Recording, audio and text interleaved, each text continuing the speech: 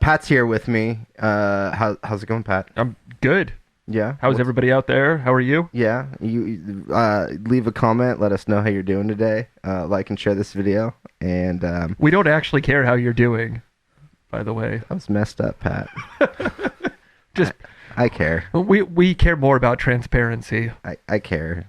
I care a lot. Pat doesn't. So don't like and comment his. Yeah. But you can like and share and comment on the. I feel on, bad now. You made me feel bad. I was Well, just being honest. your comment was mean, and you should feel bad. Your comment was bad, and you should feel bad. Anyways, fuck you, everybody. I'm just kidding. We want to talk about music, and really, we hate to start it off this way, but we got some deaths in the family. We got some, not in our the real the greater family, but musical family. yeah, in the greater musical family. A couple of people died recently. Of note. Yeah, some big people here. The first one we had pass away on us was the drummer from Rush, Neil Peart. Yeah. A Legendary drummer, one of the drummer gods. Yeah, he's one of those musicians that's on that top tier of iconic, talented musicians. I mean, there's always the like frontman, Jimi Hendrix, Jim Morrison, stuff like that. But like in the grand scheme of musicians, like all drummers want to be Neil Peart. True. Pretty much. He's the gold standard for drumming, and he died at 67 years old. And what was it? What did he die from? It was brain cancer. I remember reading it was brain cancer. Yeah, that's tough. Yeah, I think it's obviously something he's been dealing with for a long time. So it's a bummer. Neil, we're gonna miss you. There's a lot of music. I haven't listened to Rush a lot since I was younger. I had my kind of later high school years and early college years. I was in a lot more of that kind of I guess you would concept-y like cock rock. Sure, yeah. I mean, really, we all grew up listening to Rush at some point. You couldn't turn on a classic rock radio station without hearing some Rush. One of my personal favorites is "Working Man." That's a great song. And I know I remembered hearing an interview with him one time about he was talking about being one of those kinds of musicians that like writes really hard music. He's like, it kind of sucks being that kind of musician because then you have to play that like perfect song, that like super technical song every time you play it live. And he's like, yeah, I hardly ever nailed Tom Sawyer, which is one of like a really hard song that they did. It's just kind of funny to hear those kinds of things. Because yeah, I think a lot of people miss some notes. When you see a band live, there's stuff you're missing, or bands are not hitting the right notes. Or Understandable. Stuff. Yeah, totally. Not to say he was sloppy. When you see a band live, and especially a band like Rush, where you're most likely you're going to be pretty familiar with their music, you want to see some improvisation when you see them live. Yeah. You don't want everything to sound exactly like the recording. Yeah, I prefer to see like if you're gonna be as good as your recording, but also kind of experiment with it. Like that's Mars Volta did that, and Rush had a reputation for being one of those kinds of bands too. There was another death in the musical world, and this one was Gang of Four guitarist Andy Gill, and he was 64 years old when he passed away, and he died of pneumonia. Andy Gill was kind of one of those. He's a pioneering guitar player. He was one of those guitar players that helped bridge the gap from the post or the punk era into the like new wave era. Yeah, and you can hear it in their music too. Yeah, Gang of Four had quite a bit of. I recently was listening to a bunch of their different. I think I was listening to a Spotify playlist or something on Gang of Four. And there's just a lot of different kinds of sounds that they had going on in there. Excuse me. There's, I mean, very much of their time. Yeah. There was that whole dub influence of that time, like the like, was it Rude Boy? Is that yeah. That was a cool style. I'm a fan of that, like mod Rude Boy style. Yeah. It's a cool look. But yeah, that was a popular thing at the time in the 80s in the UK, and I really liked their first album, Entertainment. I thought that was pretty solid. Has that punk fidelity. The lower-fi sound. You pay a lot of attention to like production and people producing, and I mean I know him mostly from his guitar sounds. Yeah, I read that he worked with Red Hot Chili Peppers and Killing Joke. Killing Joke, rad. Do you happen to know what Killing Joke? Do you happen to know what Killing Joke he helped produce? Not sure, but I'm sure that information's easily accessible. Yeah, I'm sure we'll have more of these conversations in the future because I want to talk about Killing Joke a lot.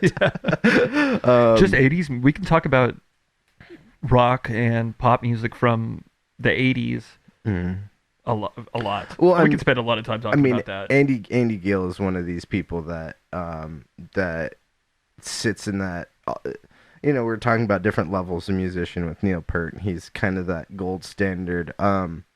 Andy Gill, I don't think gets enough credit.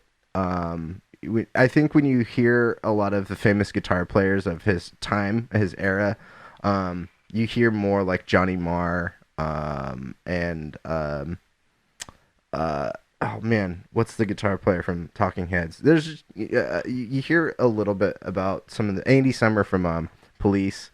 You hear about some of these people a little bit more, but I think what Andy Gill did with his guitar style is actually something that I kind of thought I was onto for a while ago, and then as understanding him as a guitar player a little bit more, I was like, oh, I'm kind of doing what Andy Gill was doing.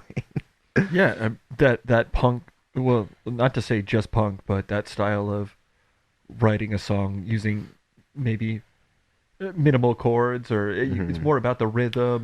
They did what they called like anti-solos, where it was just like a void of like lead parts. It was just like really well constructed rhythms that would just lead stuff. You didn't need a lead solo part. You just needed a badass rhythm.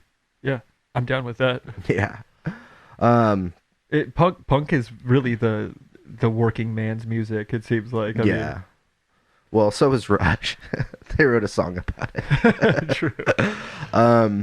Well, is there anything else you wanted to say about Gang of Four or Andy Gill? Gang of Four? Mm-hmm. Yeah, I liked the song Damaged Goods. I think it was their first single. Mm-hmm. But they had a good sound. You weren't as big of a fan when they were a Gang of Three or Gang of Five? I think Gang of Four, the name came from the Chinese government. The Gang of Four was like Mao's. That was his Fantastic Four. Yeah, exactly. Yeah. That was his superhero. Andy Gill was faction. Kind of the Mr. Fantastic of that group, the Gang of Four. Yeah. You put it into those terms. He stretched his arms out to hit those off chords. Crazy notes. Yeah. Yeah. Well, he was like the Thundercat of his time. Well, Andy Gill, Neil Peart, we will miss you. Thank you for your contributions. Thank you for everything you've done. There's definitely a bit of a void in not just the music world, but the world without your voices around. So we salute you. Moving from the somber news, we've got a couple of reunions coming up. Yes, we do, and one of them is big. Apparently, I just read this as well. Gang of Four was a big influence on Red Hot Chili Peppers. Yes. And back in the news, Red Hot Chili Peppers, haven't really heard much from them recently. I guess we could say it's not really a full-on reunion because they never really stopped being a band. They just had a different guitar player. Yeah, but Josh Klinghoffer, and now they've got John Frusciante's come back, and so that's their classic lineup too. When you think of Chili Peppers, you think John Frusciante and Flea. Yeah, I mean not the original lineup because Hillel is no longer with us, but John Frusciante has been in and out of the band a couple of times now. And I really like John. I'm a fan of his solo work. Oh yeah, his solo stuff is good. Really melodic and moody. Murders. Yeah, that's good. That's so good awesome. stuff. Um, I think he got into electronic music for a little while. yeah, he was doing that. Some acid house type stuff, which is just I random. think it was like one record or something like that. Okay. I didn't hear it, but I remember when it was coming out. Yeah, he had some sort of moniker. I'm trying to remember what he went as. It was. Yeah, I can't remember either. But he did a lot of work with well, I guess both him and Flea both did work with the Mars Volta and a lot of stuff with Omar Rodriguez Lopez. One of my favorite YouTube videos is the three of them just. There's no drums. It's just the three of them sitting there with two electric guitars and a bass, and they're just ripping it, and it's awesome. But Flea's picking style is amazing. I think. Yeah. Just watching him work, the way that I don't know. It's like he's got such a solid rhythm down. Yeah, it's amazing. It's like just precision. You know, he started on a trumpet. That was his first instrument. That makes sense. Yeah. Makes sense when you listen to their music. He was a big fan of Dizzy Gillespie, from what I understand. Dude, if you've seen Dizzy Gillespie play, it's amazing. I get dizzy watching Dizzy. With his cheeks puffing out. Mm-hmm. Well, it's where you stir your marshmallows. I don't know if you know that. You store marshmallows on one side and cotton swabs on the other side to keep your mouth dry while playing trumpet. Is this life hacks? Life hacks. Is that a real thing? No. It should be, though. We need a sponsorship. Stay Puffed. Stay Puffed Marshmallow. Stay Puffed Marshmallow Man. Stay Puffed. Yeah. Stay Buff. Stay Buff Marshmallow Man. So the Chili Peppers are reforming. What do you feel about that? How do you feel about that? I don't know. I mean, I think it was kind of amicable between Klinghoffer and the rest of the band. Yeah. But it's weird. So doing some research, I've found some history. It started off that Josh and John Frusciante were playing in a kind of like in a band together. Mm-hmm. And they were working on Frusciante's solo stuff, and he kind of just released that under his own name with, him as a contributing musician. I think Klinghoffer also was a backup guitarist for, or he was in the backing band for Gnarls Barkley. Mm-hmm. Yeah, that's pretty cool. They had a good band. Yeah. Back when they toured, that was a cool. He was also in another band called Dot Hacker. I think that's his band. Yeah, Dot Hacker. Right. That's right. They like his solo stuff, I believe. There's I remember a handful of years ago. So he's a talented dude. Of those and liking him. He's absolutely a talented guitarist. Really talented guitar player. He's got a great sound. I'd like to hear. Sure, he'll be fine. I'd like to hear newer Dot Hacker. I'm sure he made plenty of money touring with the Chili Peppers. I'm sure. I kind of wonder. I'm not, starting rumors or anything. I'm kind of wondering if maybe this is why John Frusciante's coming back to the Chili Peppers. I don't know that maybe Klinghoffer wanted out? No, I think maybe John Frusciante maybe wants a bigger paycheck because reunion tour with and I'm not speculating he's doing it as a money grab, but I mean the way I see him making music is he seems to leave and do his own thing for a while and then come back and do big concerts and make a big paycheck and then kind of go off to do his own thing again. That's right. But when he comes back, it seems to be when they release some of their best albums, or yeah, I guess so. I guess I haven't really liked the Chili Peppers record since Californication. But that was Frusciante. Yeah, I know. Yeah, but that was also like 20 years ago. It was 20 years ago. Yeah, a little over 20 years ago. But I didn't realize that some of their first albums. Mm-hmm. I didn't realize that some of their first albums were had those covers, like the Higher Ground cover. That's a great song. It's a Stevie Wonder classic, but yeah, I always liked their version. That was Hillel. Yeah, I didn't realize that. For some reason, I thought it was John Frusciante. Yeah, no, he came in later. Kind of a similar style, I guess. A little bit. Similar sound. But Chili Peppers are Chili. I mean, Flea's bass and everything. Like they both have a little bit of that like reggae style, like rock reggae style playing. Like accenting the downbeat. Yeah. I think it would be The upbeat. hard to say who would be a better guitar player because John Frusciante just had had way more of a career than Yeah, Hillel had the opportunity Hillel was really to. young Yeah. when he died. And so, I don't know. I'll be interested to see if what Josh Klinghoffer does. I did like some Dot Hacker stuff back in the day, so hopefully he like updates that a little bit. You know what I would be excited to see from the Red Hot Chili Peppers is more Flea acting. Yeah. Needles. Big Lebowski too. Yeah, Needles in Back to the Future too. Yeah, that's right. That was maybe one of the first things. You know what? I saw him in. Actually, now that you bring that up, there's that John Turturro Jesus movie that's coming out soon. I wonder if Flea's gonna pop up in that. That would be awesome. That would be so great. He should pop up as like a member of his bowling team, just a different character. I'm fine with that. Totally, yeah, he's no nihilist this time. He's like super. He moved on. He's super religious. He's super rich. He went from being a nihilist to like to being Flea in the Chili Peppers. He works on Wall Street now. He works for Joel Osteen. Yeah. So in the next this would be the actual reunion show that's happening because this band actually did break up, but we got Rage Against the Machine coming back, and this was announced in November that they're coming back, and they're going to be headlining Coachella. Yeah, and I believe it's the first night, Friday night. And I think this time they're actually working on new material because when they came back, what year was that? I went to go see them at that Rock the Bells. 2007. 2007. Yeah. So Pat bought these tickets to Rock the Bells. Yeah, I don't know what the hell I was thinking. And I ended up buying them all. I was living in San Diego at the time, and this concert was in San Francisco.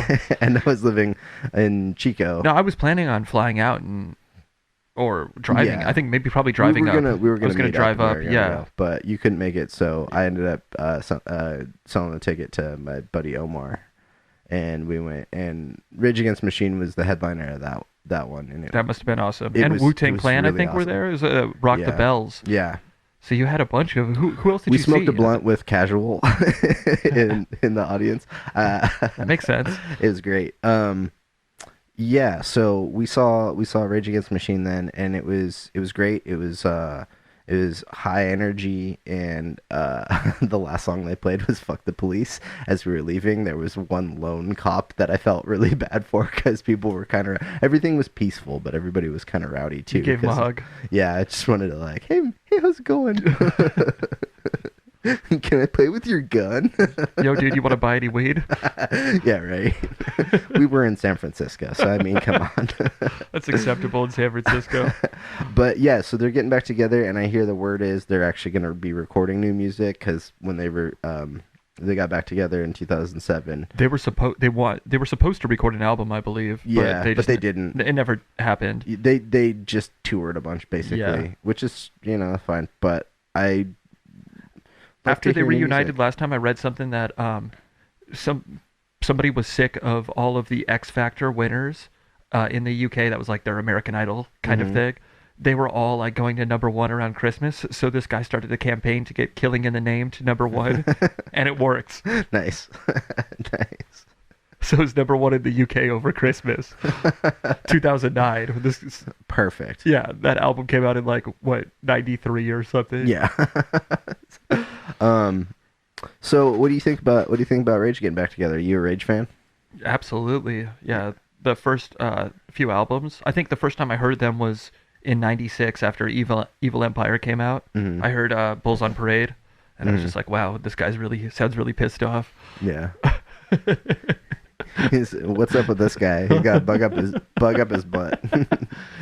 He hasn't really changed either, which I appreciate. I heard him on that.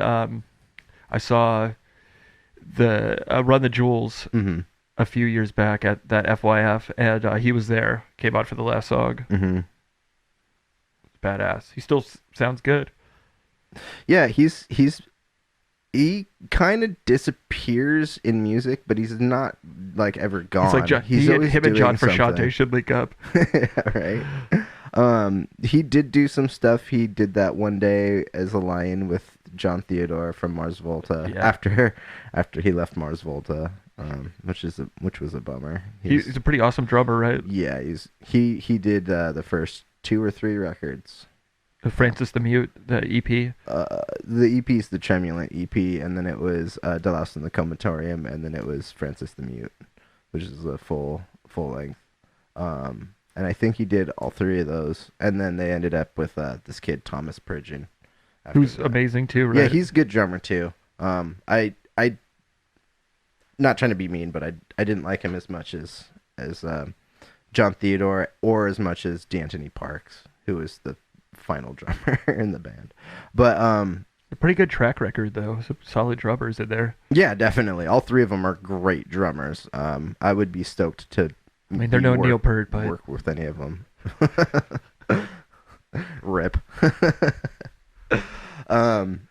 So I first heard Rage Against the Machine when I was younger. My brother was into them, and I remember being in like 4th or 5th grade and having a backpack, and that's when everybody started taking those like whiteout pens and writing stuff on their backpacks. Oh yeah, I remember that. Middle school. Yeah, this was for before. Yeah, this is a little before it for me. But I had Rage written on one of my straps in like whiteout. Angry youth. Yeah, I was probably one of the least angry kids I've ever met. You're skipping along with Rage written on your backpack. Yeah. Hey everybody, how you doing today? Rage. Yeah, so I've always liked Rage. It seems like they are back because I like their philosophy. It's not necessarily they're back because money factors. They saw the bat signal. Pretty much they did see the bat signal. They've always been a political band. That's right. The last time they reunited was during the wars like Iraq and Afghanistan and Bush. Yeah. And they were just calling attention to what they thought. And I appreciate a band not making music because they don't have anything to say, and it seems like they have something to say again. We live in kind of weird political times, and I think some may say frightening times. Yeah. And I think their voice might be needed in music right now. And I'm interested because I don't know that I think Rage Against the Machine's music holds up for me, but I don't know that their style of music is gonna necessarily hold up for a new generation. So I'm interested to see what it's gonna sound like when they end up putting it out, because Tom Morello is one of those guitar players that kind of pushes the envelope with sound a little bit too. He's done some awesome stuff. He's done some great stuff. Yeah. Have you heard any of his stuff as the Night Watchman? Did you listen to any of those records? I didn't. No. I'm sure he's got cool. I also haven't heard very much, or I think I've seen maybe he's performed on like some late night stuff, and I caught a performance here or there. But yeah, he's always an interesting dude to listen to, and to listen to speak. He's a pretty smart guy. He's had a couple of other bands. There's been Audio Slave, right? Yeah, Audio Slave, and then did he have a band? Was it? There was one that was Prophets of Rage. Yeah. Yeah, with Be Real and Chuck D from Public Enemy. Just a bunch of dudes who are pissed off. Yeah. They were pissed off about losing Best Rock Video to Limp Bizkit. So they're gonna climb. So their drummer climbed that scaffolding. Remember that? Yeah, that's pretty badass. I mean, not very much cool stuff happens at the MTV Video Music Awards. And honestly, fuck Limp Bizkit. Yeah. Fred Durst, I've heard, is a solid director, though. You know what? Nothing against them as people. I don't know them as people. He wasn't the best rapper. I've never liked any of their music. Let's be real. He wasn't the best rapper. No. Well, I didn't really like any of their music. I think if you kind of... They're not same kind of rock. That's music that does not hold up well. No. I think compared to that kind of music, Rage's version of rock rap is just gonna... It's more timeless. I mean, it's just done way better. Yeah. We really didn't need Limp Bizkit at the time. Not to say that they were bad musicians, though. I'm pretty sure that Wes Borland, I think was his name. Yeah, he went all guar. He was a pretty solid guitarist, though. Yeah. He and I think he was in some other bands or like fronted other bands, but after Limp Bizkit. But then he like got back together with Limp Bizkit at one point, and it was like he looked like he was straight out of Power Band 5000. Nice. You know what though? Maybe he was. It was weird. Maybe he just got back from Mars. I mean, you never know. He just got back from the MTV Music Awards. That's right. So he's been stuck there the whole time. He just pops up every now and then at the Video Music Awards. He's just hanging out with Ben Stiller. He just catches Kanye cutting Taylor Swift off. Yeah. Wes was there for all of it. Wes knows. Hashtag Wes knows. Wes Borland. Is that his name? Yeah. Wes Borland. No relation to Al Borland from Home Improvement. Richard Karn. So Rage Against the Machine's coming back. You looking forward to it? I'm excited about that. Yeah, I would probably go and check them out live for sure. Especially if somebody was just like, "Hey, Pat, here's some free tickets," I'd be like, "Hell yeah!" Cool. I wouldn't necessarily like. So you're totally willing to spend a ton of money for those free tickets, huh? It's not a deciding factor. Not a deciding factor for going to Coachella or anything like that. But I would definitely check them out if given the opportunity. Boatchella. Boatchella sounds way better. Yeah. That's what Firefest was supposed to be. It's just 4 days of boat names. I don't know who wouldn't want to see that. Boat names, by the way. There's probably only 2 people listening to this that aren't in this room that might know what boat names are. Boat names is one of our side projects with, with our friend Ian. Just to hear Ian on the SK1. Yeah. That would be... Just to get him down. Like Ian on the SK1 with like a cat sound. I was just going to say, with the cat keyboard. The Meowsic from last episode. We're bringing it back. Meowsic is one of my favorite pieces of music. Maybe 1 or 2 people know what we're talking about when we say Meowsic. Hey, so I got to ask you, because last week we did the NAMM. The NAMM. Do you know if there's any updates to the Meowsic? No, I don't think so. Why? If it ain't broke, why fix it? Exactly. Well, they could add a MIDI to it. That's about it. They could. I mean, we could too. They can add a Juno chorus to it. Just something ridiculous. They can add a Roland tape echo built in. Well, until my brother and nephew leave, I have my nephew's dog guitar that I got him for Christmas. That's just like all dog sounds. Yeah, I'm still working on getting enough points to get the Dave & Buster's acoustic guitar. I'll let you guys know as soon as I do. Dave & Buster's and their point system. I'll somehow translate that. Oh, you could play it on air, dude. Why doesn't Dave & Buster's run this country? Their point system is amazing. Are you sure you know what you're asking for? Probably a lot more skee ball. Yeah, the problem is you're gonna have to like complete these games to do anything. You want to go? Actually, maybe not too bad. You have to complete. You have, the like shooter basketball game. Absolutely, that game is amazing. You have to win high score every morning before you go to work. Yeah, and if you don't, then you don't go to work. That sounds awesome. Right? I'm terrible at that game, so that works out well for me. Also, here's a Shirley Temple. Yeah. And some wings. So, Dave & Buster's, yeah. I mean, our economy would be top notch, but everything would be super expensive. You have to pay in credits. You'd just get like a card. It's basically the system everybody warned you about. I think what we're gonna do. We're gonna. I think if Dave & Buster's was around the country, they would probably have Anthony Kiedis in charge of the education department. He'd be giving it away.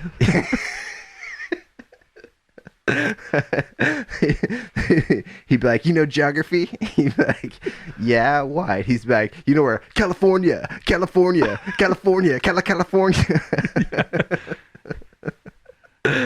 Man, Anthony Kiedis he's made a career off of essentially doing the same thing. Yeah, which is awesome. I'd like to make money doing stupid stuff like that.